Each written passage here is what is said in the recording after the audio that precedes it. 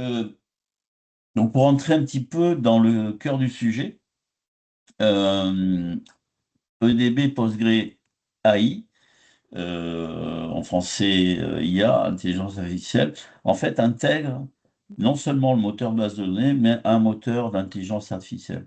L'idée, c'est d'amener l'intelligence artificielle au cœur de la donnée. On voit beaucoup de clients qui font de la recopie, de la réplication dans des Snowflake et autres bases de données, j'irais, pour aller externaliser cette intelligence artificielle avec des outils de réplication en plus dans lesquels il y a souvent des filtres, on extrait certaines données, pas d'autres, etc. Et tout ça est compliqué. Donc, EDB, en fait, a dit, voilà, je vais rajouter un certain nombre de fonctionnalités d'intelligence artificielle dans le moteur de base de données. Ce qui n'empêche pas d'avoir en fait des clones de base de données, ça ODB sait très bien le faire. Et donc, pourquoi? Parce qu'il y a effectivement une explosion des usages de l'IA générative, mais pas que. Garder la souveraineté sur cette IA. On a vu des fuites d'informations dans certaines sociétés qui euh, ont utilisé des chats GPT ou des Perplexity à titre public avec des données de l'entreprise. Donc là, effectivement, c'est important de garder cette maîtrise, cette souveraineté. Le fait d'avoir les deux moteurs, la base de données et l'IA, bah, ça rend les projets plus simples et ça permet de réduire les coûts. Et donc, la réponse de Enterprise DB, de DB, ça a été effectivement de rajouter ces modules dans une version IA ou AI, pardon, de la base de données, avec, donc Lucie nous expliquera un peu plus les détails. Il y a la partie PG Vector, par exemple, PostgreVector, il y a un certain nombre de choses et des pipelines pour alimenter les LLM, etc. Et bien sûr, cette solution, elle peut être déployée soit on-premise, soit de manière hybride, multi-cloud, etc. Voilà, j'ai mis un petit exemple, mais tout simple, juste pour illustrer. Un client veut développer son projet d'IA générative sur ses données et donc il va pouvoir effectivement utiliser cette solution DB Postgre AI et un utilisateur, par exemple, demande quel est le SLA de notre contrat client, hein, comme on fait dans une IA générative, mais là, effectivement, elle va être privée à l'entreprise. Et donc, EDB Postgre va, bon, déjà, il stocke le document, bien sûr, le fichier PDF ou Word ou autre est stocké dans la base. EDB Postgre AI va générer et gérer des vecteurs ces vecteurs, alors, je ne sais pas quelle compréhension vous avez de l'IA, mais en fait, c'est la traduction mathématique des mots de l'information au sens général, de manière à pouvoir créer des comparaisons sémantiques entre les mots. Comparer des mots, sinon, c'est pas simple, on va dire, pour pouvoir faire de l'IA. Donc, ça, c'est ce que fait aussi EDB. Bien sûr, effectuer la recherche sémantique avec ce module PGVector, comparer les vecteurs, etc. Et alimenter les pipelines vers les modèles, les large language models de l'IA et intégrer ces applications génératives. Donc, ça permet effectivement d'avoir, comme je vous disais, une réponse, déjà une souveraineté sur les données, une réponse fiable et sécurisée. On avait vu du premier webinaire que EDB en fait gère tout ce qui est encryption des données, chiffrement, etc. et autres outils de sécurité. Donc voilà, c'est juste un petit exemple pour illustrer comment ces modules d'IA ont été intégrés dans la base.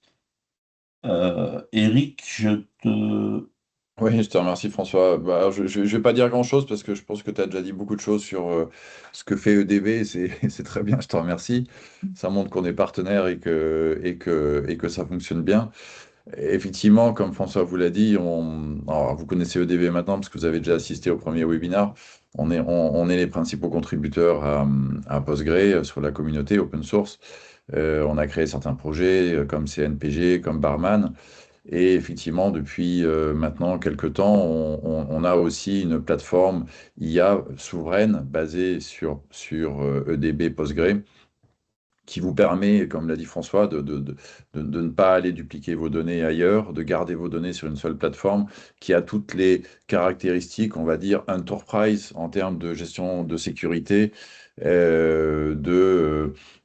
comment dire, de capacité à gérer des workloads assez importants. Et puis, l'intégration de tout ça est un plus pour des clients qui recherchent pas seulement à assembler plusieurs outils pour faire de l'IA, mais d'avoir un processus et une intégration complète de la gestion des données en partant effectivement de la base de données. Donc c'est ce que va vous montrer Lucie tout à l'heure. Je ne vais pas revenir sur qui est EDB dans le détail comme j'aurais pu le faire avec d'autres clients qui n'ont pas, qui ne connaissent pas EDB.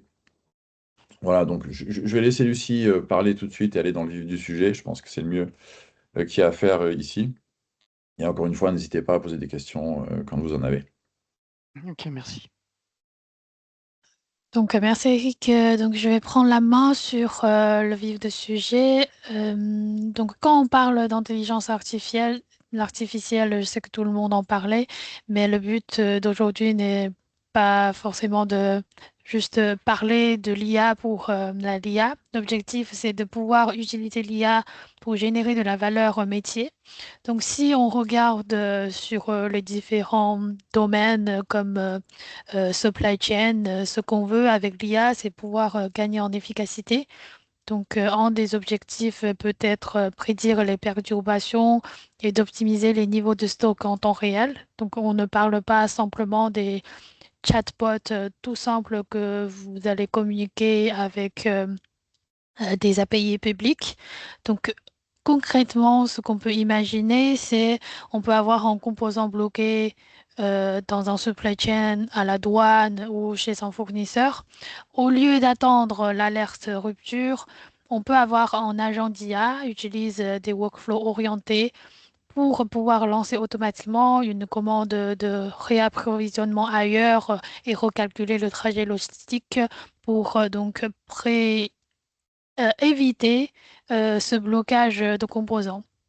Dans l'expérience de client, ce qu'on veut, c'est générer de l'engagement. Donc, on peut très bien avoir des assistants cognitifs capables de comprendre les requêtes complexes de clients, pouvoir analyser des données multimodales, des images, des textes, pour chercher non seulement des mots-clés sur le retour de client, mais aussi de pouvoir analyser le problème en croisant ces questions avec différents données que vous en disposez dans votre base, comme par exemple des manuels techniques internes, pour pouvoir fournir au client une procédure exacte ou une réponse exacte de sa question.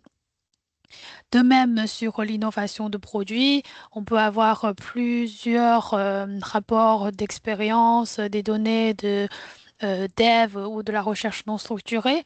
Avec l'IA, nos objectifs, c'est de pouvoir donc utiliser des modèles pour avaler toutes ces années de notes brutes et de pouvoir simuler des nouveaux résultats qui va permettre donc de découvrir des nouvelles opportunités de marché en quelques semaines au lieu de plusieurs mois ou années de recherche. Donc, l'objectif que nous souhaitons apporter avec l'IA, c'est de pouvoir transformer toutes ces opérations métiers euh, avec donc des applications d'IA intelligentes et dédiées qui débloquent donc des valeurs de données de vos entreprises. Maintenant, la question que je souhaite poser ici, c'est peut-être si l'IA est si prometteuse, que pensez-vous sur pourquoi la majorité des projets d'IA peuvent échouer avant la production? Est-ce que François ou Eric ou Monsieur, vous avez une réponse sur ça, une idée? Oui, oui, oui. Bah, même, pour être très franc, chez ACMI, en interne de la société, on a effectivement pensé à mettre en place des projets autour de l'intelligence artificielle pour augmenter la productivité de l'entreprise, des salariés, etc. Faciliter, je dirais, un petit peu ou valoriser plutôt les informations. Par exemple, un exemple concret, on reçoit un appel d'offres, on doit répondre à cet appel d'offres. Ben, il y a souvent des parties, c'est générique, ou peut-être des parties qu'on peut réutiliser, qu'on a déjà traitées, etc. Et on voulait mettre en place un projet d'IA autour de ça.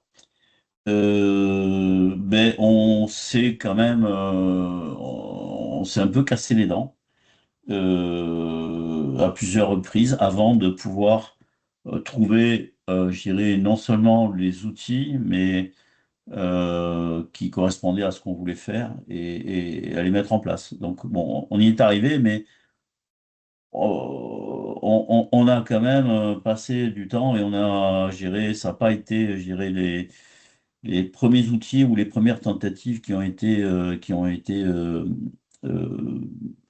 successful, comme on dit. C'est souvent le ressenti qu'on a hein, chez les clients avec lesquels on discute. Hein. Et vous, Monsieur Guérin, vous avez des projets d'IA déjà démarrés? C'est en réflexion ou parce que Ça commence, ça ouais, commence. Tout ce qui est lié à développement, ben, l'IA plutôt répond bien aux besoins pour accompagner les développeurs. ouais, En termes de vibe coding, ça répond également bien aux besoins. Donc, d'une manière générale, tout ce qui est coding au sens large, ouais. Hmm. c'est parfait. Par contre, pour aller plus loin, on est dans les prémices. Il y a des idées qui démarrent, mais aujourd'hui, c'est qu'en termes de, on est qu'en termes de projet. Aujourd'hui, il n'y a pas plus que ça en production pour faire de l'IA, quoi. Ok. Mais on y va. On y Ouais, va, ouais, ouais, ouais, ouais, ouais. donc oui, il faut qu'on ait les bons outils, quoi. Faut vous structurer par rapport à ça. Ok. C'est ça. Alors, Ouais, Donc c'est ça pour se c'est ça, comprend. dans la présentation, j'ai vu, par exemple, PG Vector, ben, on y va aussi. ouais. Ok, Et alors, j'insiste à ce que pour, vous euh, disiez. pour Merci. l'utilisation de PG Vector, vous venez de compenser, c'est ça? On n'a rien mis en classe encore, Mhm. mais je sais que c'est vers ça euh, on va le mettre en place hein, pour démarrer des projets. Pas encore en mode production, mais oui, en mode recette, on va mettre en place ce qu'il faut, quoi. D'accord. alors, c'est effectivement sur ces idées que vous commencez à avoir autour des projets d'IA, etc. C'est quelque chose sur lequel on peut aider, je dirais, à rationaliser un petit peu. Bien sûr, il y a il y a EDB PostgreIA.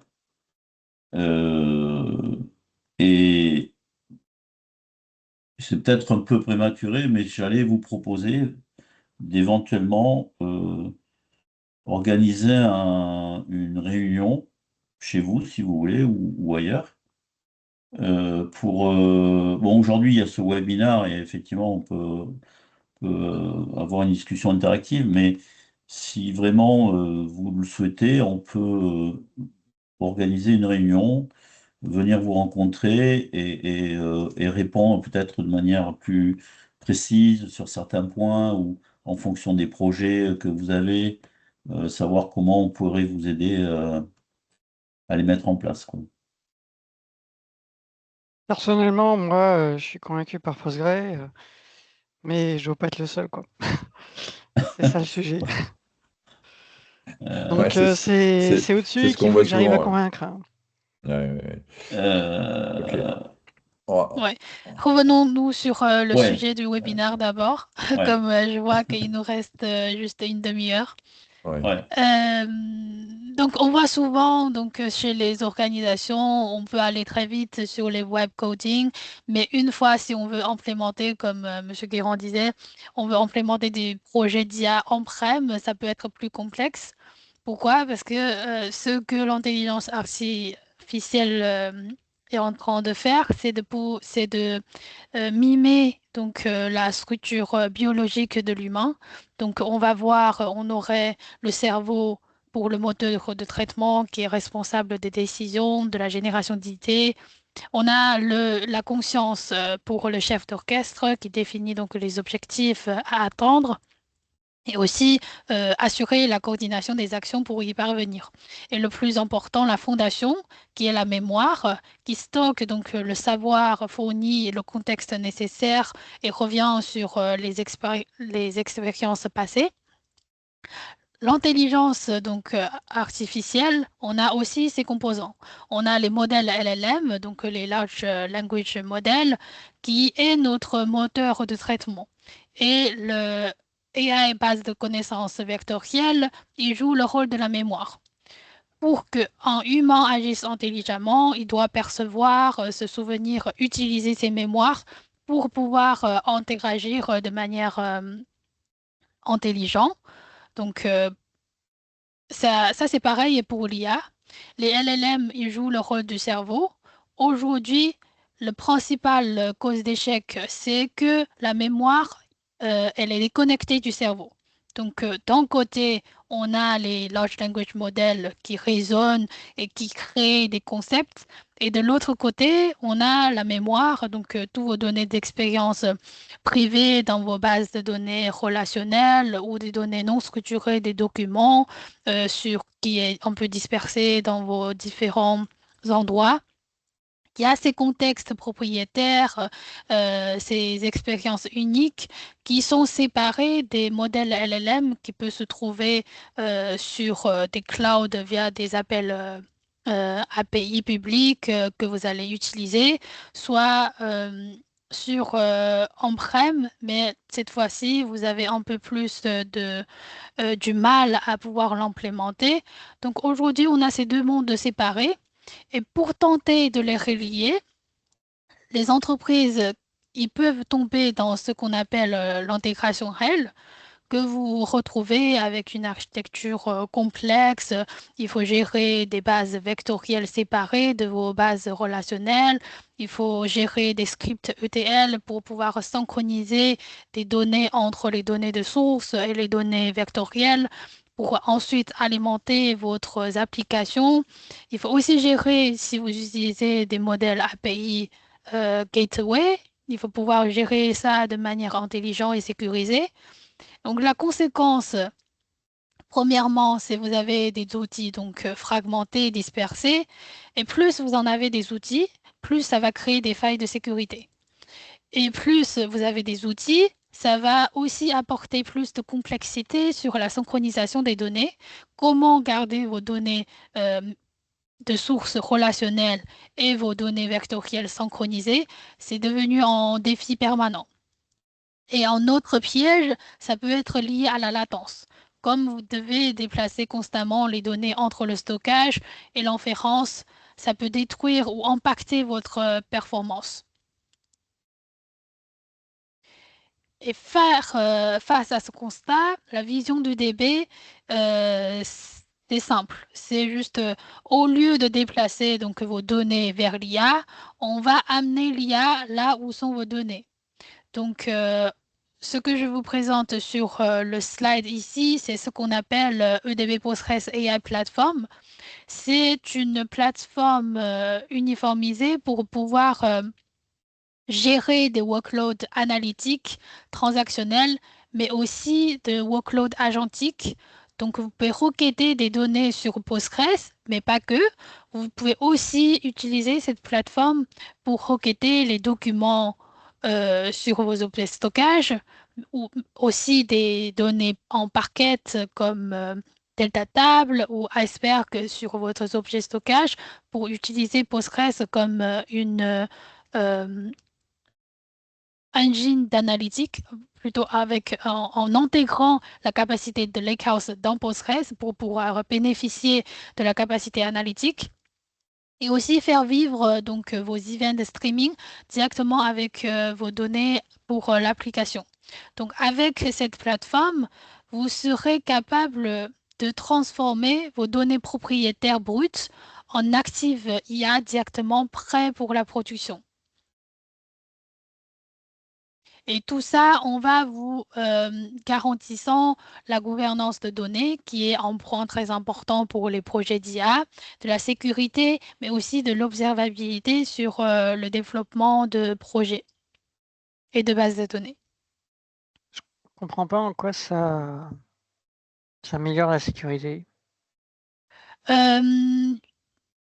Parce qu'on va, en fait, ça c'est une plateforme containerisée, donc vous aviez la possibilité de le déployer en-prem sur votre infra. Et comme vous avez la possibilité aussi de déployer des modèles directement sur votre infra, bien sûr avec des infras appropriés pour pouvoir bénéficier de la performance des modèles, vous auriez plus cette faille de sécurité si vous envoie vos données sur des API publiques. Donc vous avez la main 100% sur vos données et les modèles.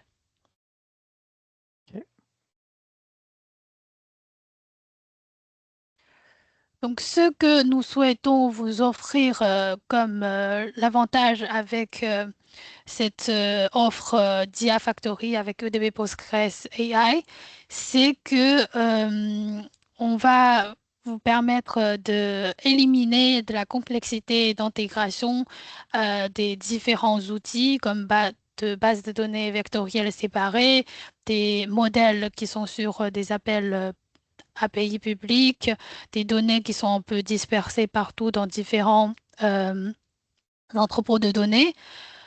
Donc, on va tout ramener dans une seule plateforme pour tous ces différents composants et en éliminant ces temps de travail d'intégration, vous pouvez accélérer la cycle de vie de vos applications d'IA.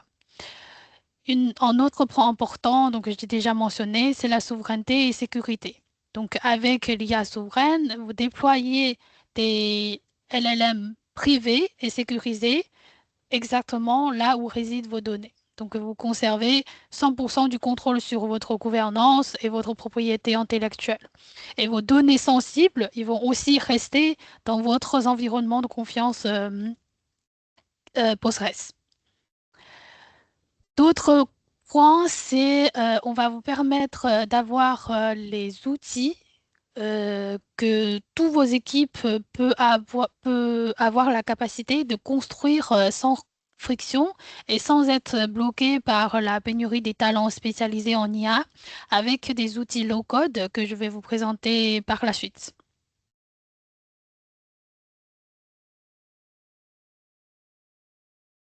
Donc, encore une fois, ce qu'on va vous permettre de construire, c'est au-delà du simple chatbot. Ce serait des vrais agents intelligents. Donc, notre plateforme, j'ai déjà un peu présenté le concept de charge de travail. Le premier pilier, ça serait, on appelle les IA souveraines.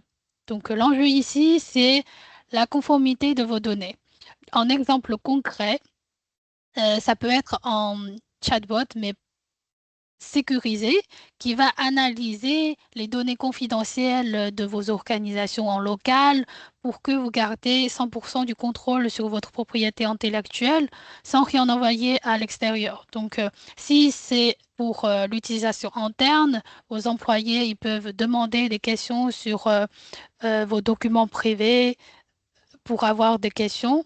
Si c'est pour l'utilisation externe, l'utilisateur peut aussi demander des questions concernant l'utilisation de vos produits ou donner des feedbacks et avoir poser des questions pour avoir des insights sur les notices de l'organisation de vos entreprises, etc., ou sur le contrat qu'il a ou que vous ne pouvez pas exposer sur l'API publique. Deuxième pilier, ça serait l'IA cognitive. Donc ici, ce qu'on cherche, c'est à imiter la compréhension humaine en combinant non seulement des données textuelles, mais aussi des données comme des images, des PDF, des notes, des emails. Donc, en exemple concret, vous pouvez avoir une banque, par exemple. Ils peuvent construire un système intelligent multimodal qui croise instantanément du texte, donc toutes les données transactionnelles qu'ils ont, et la photo d'une pièce d'identité, par exemple, pour détecter automatiquement si jamais il y a des tentatives de fraude. Et le troisième pilier, c'est ici le véritable révolution, on va dire, c'est l'automatisation de l'action avec les workloads orientés agentiques. Donc, on peut déployer des copilotes avec des modèles plug and play. Donc, vous serez capable d'automatiser des workflows complexes avec des agents. Donc, ces agents, ils peuvent prendre des initiatives tout en gardant bien sûr l'humain dans la boucle pour la validation finale. Il va interagir avec vos systèmes pour résoudre des vrais problèmes métiers de bout en bout. Par exemple, vous avez un copilote proactif qui anticipe une rupture de stock et prépare automatiquement la commande de réapprovisionnement tout en vous gardant dans la boucle pour valider au final si la gestion, l'action qu'il va faire, vous allez valider ou pas.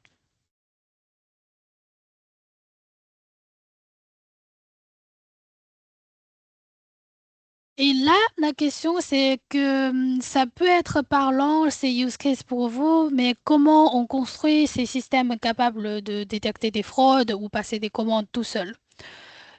Donc, la, la, la magie derrière, c'est nos techniques des différents composants qu'on a fait intégrer dans notre plateforme. Donc, on offre différents composants qui permettent d'acquérir ou accélérer ce processus d'implémentation d'IA agentique. Le premier pilier, c'est ce qu'on appelle les IA pipelines automatiques. Ce serait un auteur de l'usine.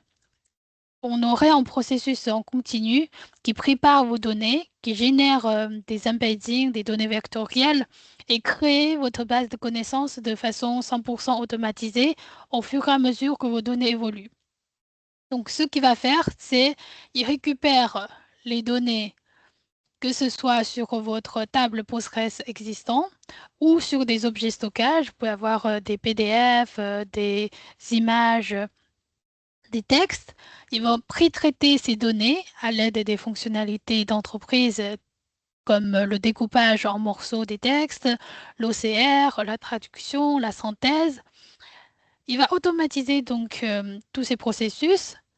Automatiser aussi la création de la base de connaissances sur les données pré-traitées et ensuite utiliser l'extension, vous avez dit PG Vector, pour indexer et stocker les données vectorielles en traitant rapidement donc les recherches de similarité afin d'alimenter vos applications d'IA finales. Et ce processus automatisé, ça fait donc la différence entre un POC statique et une solution IA dynamique et prête à être mise en production parce qu'il va gérer donc la mise à jour de ces données. Si on prend encore l'exemple d'une banque, on peut imaginer, ou d'une assurance, vous avez des données historiques transactionnelles dans Postgres, vous pouvez avoir des documents de conformité dans des objets stockage. Donc, avec l'IA Pipeline, on peut très bien construire des bases de connaissances de ces deux sources de données pour pouvoir alimenter un agent qui ferait, par exemple, la fraude détection ou la vérification de conformité d'un client en basant sur ses historiques, ses déclarations de sinistre ou des documents officiels privés. Deuxième composant, c'est l'IA Canvas. Donc, c'est bien d'avoir ces bases de connaissances vectorielles, mais comment on peut l'utiliser ou intégrer avec notre application d'IA? Comment construire des flows projets d'IA? Donc, pour répondre à ça, on a une interface visuelle que vous voyez ici. Vous pouvez faire glisser ou déposer des composants pour construire des agents d'IA et des pipelines d'IA complexes de manière extrêmement intuitive, je vais dire. Donc, avec ça, vous auriez plusieurs composants comme des composants de LLM, des bases de données, des outils sur d'autres bundles sur un canvas visuel. Donc, vous n'avez pas besoin de coder, il suffit juste de trouver ces composants, le glisser et déplacer sur cette interface, à choisir certains champs de remplir pour pouvoir avoir, par exemple, ici, on a un RAG construit avec juste ces composants-là. Ça Et ressemble à N8N, non? ça ressemble à N8N, oui. Ok. Donc ça, c'est l'interface qu'on appelle l'Inflow, qu'on a fait intégrer, qui est open source. Mais l'avantage avec UDB, c'est qu'on a fourni, comme vous pouvez voir ici, le bundle UDB. On a différents composants UDB existants comme UDB MCP, database, embedding, model serveur, base de connaissances, vecteur index, que vous pouvez bénéficier directement via donc, cette interface Linflow. Donc, j'avais parlé d'IA Pipeline. Vous pouvez construire les bases de connaissances et avec l'Inflow, vous pouvez utiliser directement les bases de connaissances créées par EDB IA Pipeline sur cette canvas. Le serveur MCP, donc chez UDB, on a développé un serveur MCP qui s'appelle PGRMan. Ça serait donc le pont sécurisé qui permet à vos agents d'IA d'interagir directement avec les bases de données Postgres. Avec ce flux, ce que vous pouvez faire, c'est vous pouvez analyser directement de manière transparente en posant des simples questions en langage naturel dans un chat. Et l'agent, il va utiliser le protocole MCP pour comprendre le contexte, pour interroger Postgres en arrière-plan et formuler des réponses claires avec les données extraites. Avec ça, vous pouvez faire, par exemple, checker, analyser l'état de base de données, des connexions utilisation. Vous pouvez demander d'avoir des suggestions sur l'index tuning, d'optimiser les query plans et aussi poser des questions en langage naturel. Et ensuite, ça sera MCP, il va pouvoir exécuter les bons requêtes SQL dans Postgres et vous retourner une réponse rédigée à l'aide d'une modèle LLM.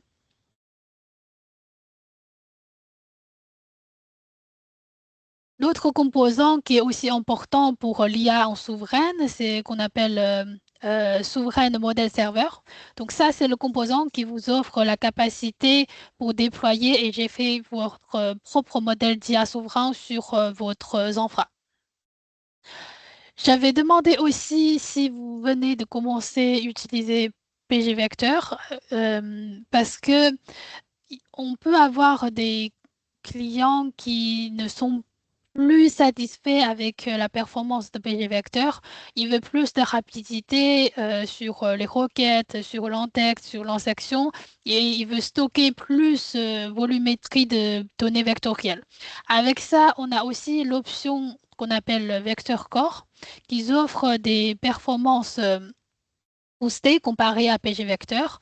Il va vous offrir 5 fois plus rapide sur les requêtes, 16 fois plus rapide en insertion des données et avec PG Vector, vous avez un plafond d'index à 2000 dimensions, alors qu'avec Vector Core, on a plus de dimensions, on peut avoir plus de 60 000 au niveau de l'index vectoriel.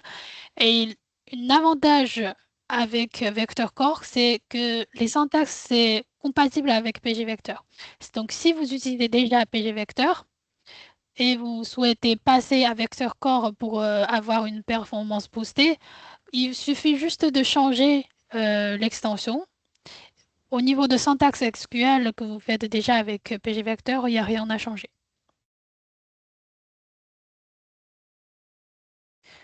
Donc, j'ai beaucoup parlé. Maintenant, je pense qu'une démo vaut 1000 mots. Donc, plutôt que vous en parler avec les slides, je vais vous montrer une petite vidéo démo pour parler d'un exemple concret côté métier. Donc, le challenge qu'on souhaite résoudre avec cette démo, c'est que imaginez que vous travaillez dans une banque fictive qui s'appelle ACME, pas ACMI.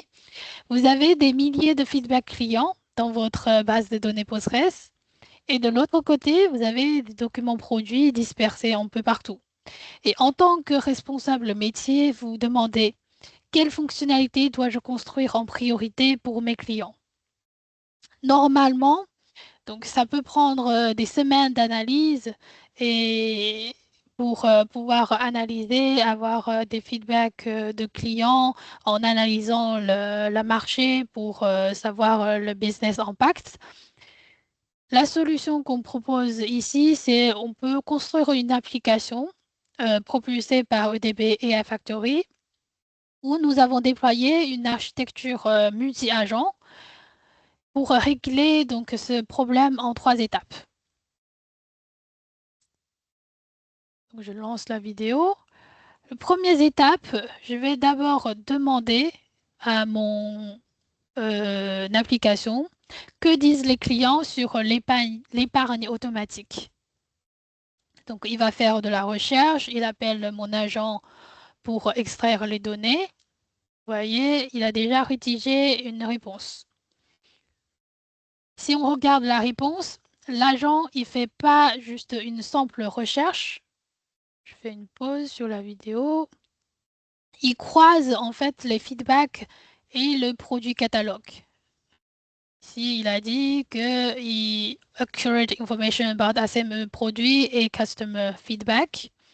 Il synthétise les thèmes principaux, qu'est-ce que les clients veulent. Donc, par exemple, de l'arrondi sur leurs achats, des virements programmés le jour de paie. Et mieux encore, il identifie aussi le gap entre ces demandes et notre catalogue actuel et me propose immédiatement des priorités comme des quick wins rapides à implémenter et des options un peu plus risquées à repousser. Ensuite, c'est bien d'avoir ces idées, mais il faut aussi les chiffrer. Donc, l'étape suivante, je vais lui demander combien de clients ont mentionné par rapport à ces demandes. Donc, je vais demander how many customers have mentioned automatic savings. Ce qu'il va faire en arrière-plan, c'est qu'il va utiliser mon agent MCP pour poser des requêtes SQL à Postgres pour avoir des réponses. Et la réponse instantanément, il me dit que il y a 16 clients distants ont parlé des fonctionnalités liées à l'épargne automatique, dont 3 spécifiquement pour l'arrondi. Donc, vous voyez ici avec la requête SQL, on a des réponses quantitatives précises.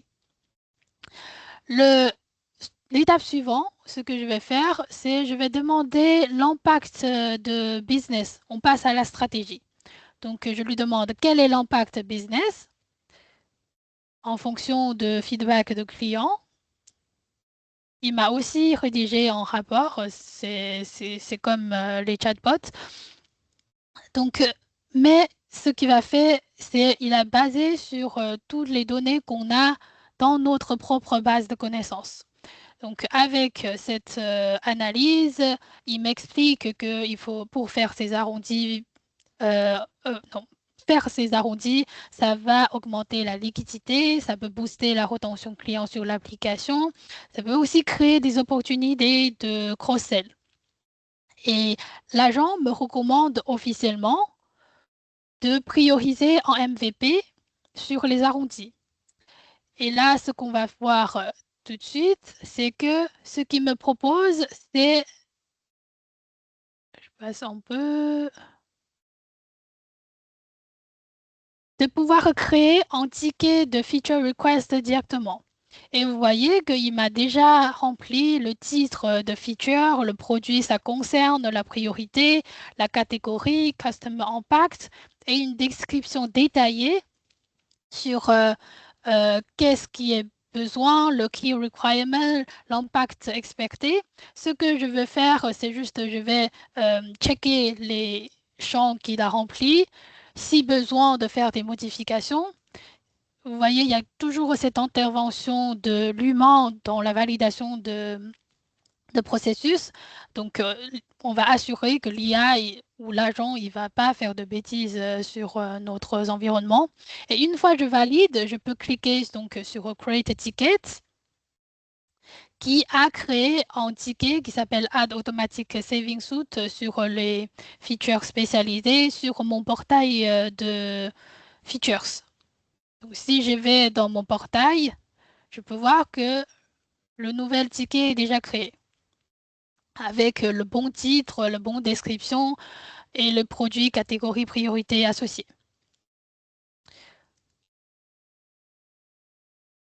Donc derrière ça, ce qu'on a vu, qu'est-ce qu'on a fait précisément? On a utilisé des données de source.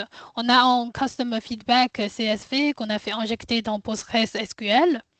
On a aussi un PDF qui s'appelle ACME Product Catalogue qui est stocké dans notre l'objet stockage S3.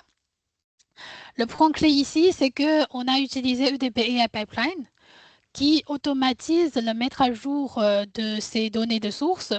Donc, si jamais il y a des nouvelles lignes qui insèrent dans ma base Postgres, la table correspond à mon feedback, il serait automatiquement traité et alimenté mon agent pour avoir les données le plus à jour. Et c'est pareil pour les PDF qui sont sur l'objet stockage. Si jamais il y a des nouvelles PDF qui arrivent dans le bucket, l'IA Pipeline, ça va aussi les traiter et mettre à jour la base de connaissances vectorielles. Il n'y a plus de ETL complexe script à effectuer manuellement. Et nos agents, c'est une application multi-agents. Donc, on a 3 agents différents. On a l'agent base de données qui utilise le serveur MCP pour poser des questions en langage naturel et récupère des requêtes SQL directes. On a l'agent RAG qui effectue des recherches sémantiques avec pgvector sur nos tables, nos bases de connaissances vectorielles. Et on a l'agent en action qui, lui, détecte les questions nécessitant une action et qui génère notre fameux ticket professionnel. Et ça serait donc l'IA qui route automatiquement chaque question vers le bon agent. Donc, c'est elle qui décide pour nous. On n'a pas besoin de choisir quel agent il faut choisir pour répondre à ma question. Et tout ça, c'est... Oups, j'ai un peu passé rapidement. Tout ça, c'est créé avec notre AI Canvas. Donc ici, vous pouvez voir le flow dans l'agent RAG. On a utilisé les composants EDB Knowledge Base qu'on a créé avec IA Pipeline. Celui-ci, c'est sur le feedback. Et on a une deuxième qui est sur les données sur le objet stockage. On a utilisé donc cet modèle serveur composant qui permet de déployer directement des modèles souverains sur votre infra. Donc avec ça, vous pouvez avoir un workflow RAG tout en sécurisant et tout simplement en glisser des composants. Le workflow MCP, c'est aussi simple aussi. On a le EDB modèle serveur composant, on a le MCP outils. Donc sur les clusters, les Postgres instances, on aurait un MCP associé qui vous permet de bénéficier vingtaine d'outils pour faire interagir vos agents avec les bases de données, comme exécuter SQL, découvrir des contextes, lister les schémas, etc. Donc tout ça, ça s'est fait sans écrire des lignes de code, juste glisser et déposer des composants dans l'interface Linflow Canvas. Vous pouvez connecter les différentes boîtes ensemble pour faire fonctionner votre IA projet. Donc si vous voulez, vous pouvez aussi le faire vous-même avec cette interface. Un dernier point que je souhaite montrer, c'est donc, j'ai parlé beaucoup de l'IA pipeline, que c'est automatisé. Comment concrètement on peut le voir? Donc, imaginez qu'on lance des nouveaux produits, on a un nouveau catalogue. Dans un système traditionnel, pour que l'IA soit au courant, il faut attendre que l'équipe data retraite ces données, uploader quelque part, faire valider, redéployer l'application. Ça peut prendre du temps. Et avec l'IA Pipeline EDB, on peut voir que d'abord, je pose une question, cette fois-ci en français, comme le modèle est multimodal. Quels sont les produits en 2026 qui peuvent répondre à ces besoins que j'ai cités au-dessus? Il me répond que il n'a pas de catalogue produit 2026 dans sa base de connaissances actuelle. Donc, il est honnête, il n'y a pas d'hallucination. C'est un point important aussi pour la mise en production. Maintenant, si je prends un nouveau document PDF qui s'appelle produit catalogue expansion 2026, je le upload sur mon objet stockage, donc successfully updated, et on retourne vers notre agent. Je vais lui demander la même question, quels sont les produits en 2026 qui permettent de répondre à ses besoins. Cette fois-ci, vous voyez qu'il a déjà ces données catalogue 2026 dans sa base de connaissances. Et il arrive donc à associer ce catalogue avec les besoins qu'on a cités auparavant sur l'épargne. Donc, pas de réentraînement ou de downtime et il n'y a pas de ETL complexe. Automatiquement, c'est l'IA Pipeline qui génère cette automatisation de process.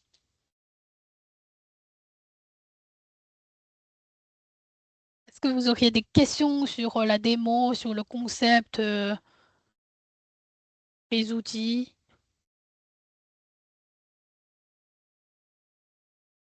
Non, pour l'instant. Bien Est-ce que que je ça trouve vous... ça... Oui, ça me parle, et... enfin tout non, mais pas dans le détail, mais ouais, les idées générales, oui, elles sont intéressantes, oui, clairement. Alors ça c'est une démo, je dirais, un peu plus euh, qui met en œuvre tous les éléments de Postgre, de DB Postgre AI. Il y a d'autres démos qui sont disponibles. Une qui est assez simple, assez rapide, qui montre comment on crée un chatbot, tout simplement, à partir d'un site web. Par exemple, le site web de l'entreprise, vous le fournissez à ces outils d'IA Postgre et il va générer en fait un chatbot automatiquement en analysant bien sûr tout le contenu du site web, etc. pour par exemple répondre à un client, enfin le chatbot classique tel qu'on voit sur pas mal de sites web. Donc il y a plusieurs, l'application que nous a montré Lucie effectivement est plus complexe déjà. Elle met en œuvre pas mal de composants, mais il y a d'autres applications aussi plus simples, très différentes, etc. Voilà.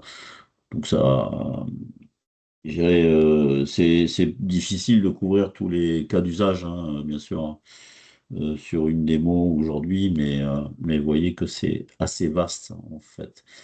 Et comme nous le présentait Lucie, effectivement, au-delà de, je dirais, de la création simple avec effectivement l'IA Canva, etc.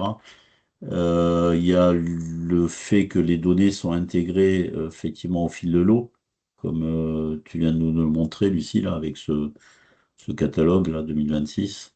Enfin voilà, il y a pas mal de fonctionnalités. Euh, Vous avez d'autres points, d'autres questions, Votre, Monsieur Guérin? ouais, votre serveur, pour utiliser l'outil EDB Vector, c'est ça? Et en gros, ma question derrière, c'est vous avez une machine dédiée, ce que j'ai cru comprendre, pour avoir des performances à la hauteur. Non, non, on a une extension qui serait donc l'alternative de PG Vector. Oui, mais pour une base Postgre dédiée. Ça peut être installé sur n'importe quelle version de Postgres, D'accord. distribution de Postgres. Donc c'est une base de données dédiée avec une extension dédiée ou c'est juste C'est juste, l'extension qui s'appuie sur une base existante? c'est juste une extension qui s'appuie sur un Postgres existante. D'accord, ok. Et en termes de recommandations sur ce type de base, par rapport aux attentes au niveau perf, il y a des choses à dire ou rien de particulier? Ça va dépendre de la volumétrie de données vectorielles que vous souhaitez gérer. Si c'est plutôt pour la dev au départ, PG Vector, ça peut répondre à vos besoins. Si vous recherchez plus de rapidité et gérer plus de volumétrie de données vectorielles, dans ce cas-là, vous pouvez faire passer à Vector Core. Comme j'avais dit, Vector, c'est compatible avec PG Vector. Il n'y aurait pas besoin de changement de syntaxe. Donc, vous pouvez très bien commencer avec PG Vector. Et lorsque vous voyez il y a une limite sur la performance de PG Vector, vous pouvez passer Mais sur Vector Core. Ça, c'est... Lucie, oui. la question de M. Guérin, c'était savoir s'il fallait prévoir une infrastructure plus solide pour gérer la base à partir du moment où on utilise PG Vector ou Vector Core, peu importe, mais bon, en Oui, tout cas, est-ce qu'il y a un impact sur le dimensionnement de la base? Sur le dimensionnement de la base au niveau de mémoire, au niveau et c'est tuning, au niveau CPU, RAM, disque, est-ce qu'il y a des prérequis à respecter ou pas, quoi? donc en fonction de la charge de travail, il faut prévoir quand même des infras qui peuvent être importants pour répondre à la performance. Ok. Votre question, est-ce qu'il y a des abacs, par exemple? C'est ça que vous voulez dire? Oui, enfin, je sais pas. Enfin, la question que je me posais, c'est qu'est-ce qu'on doit faire comme installation pour avoir ce genre d'extension qui soit à la hauteur, quoi. Sachant qu'effectivement, j'ai bien compris qu'il y a la limite sur le nombre d'index. Donc, à un moment donné, si on s'en rapproche, hein, vous proposez une solution qui permet d'aller bien au-delà, quoi. Donc ça, c'est sûr que c'est intéressant avec la compatibilité en termes de syntaxe. Une chose, je peux dire au niveau des infras, c'est pour Vector Core, on a imaginé d'ajouter la capacité GPU sur là-dessus, mais finalement, on s'est rendu compte que même avec CPU, le Vector Core a déjà une performance qui est assez bien, donc on a pu continuer sur l'intégration de GPU. Donc pour cet aspect-là, vous pouvez très bien, on peut voir ça ensemble si vous voulez, sur quelle dimension de l'infra il faut voir avec votre besoin de vectoriel. Ok. Sachant que le besoin vectoriel, aujourd'hui, je ne le connais pas encore, hein. Donc ça, c'est des choses qu'on va découvrir au fur et à mesure, hein. Oui, bien sûr. Après, effectivement, comme dit Lucie, le fait que il y ait une compatibilité avec PG Vector, ça, il y a pas de, ça veut dire que vous pouvez démarrer PG Vector et puis ensuite changer avec Vector Core et sans avoir à tout casser ou tout recommencer, etc. C'est fort utile. Ça permet de démarrer, quoi. Ouais, ouais. Après, au niveau de l'infra, c'est sûr que plus la base grossit, plus vous générez de vecteurs ou d'index, et plus ça va consommer, quoi. Hmm. Mais pas forcément, comme tu disais, Lucie, sans aller sur des GPU, quoi. C'est ça. Nos objectifs, c'est vraiment vous aider en fonction de votre projet, vous accompagner et vous aider à réduire la complexité d'intégration de l'infra, euh, avoir aussi des sauvegardes sur des coûts d'opération avec Vector Core. Il y a aussi la possibilité de booster les performances vectorielles. Donc, Si vous auriez besoin, on serait là pour vous accompagner, pour repasser, pour revoir vos projets d'IA et passer de statut de début développement à pouvoir mettre en production. Oui. Les projets auxquels vous pensez, Monsieur Guérin, ils sont déjà un petit peu définis, ou il y a déjà un périmètre, ou c'est pas encore, je sais pas, on parlait de chatbot par exemple, Lucie nous a montré un autre cas d'usage.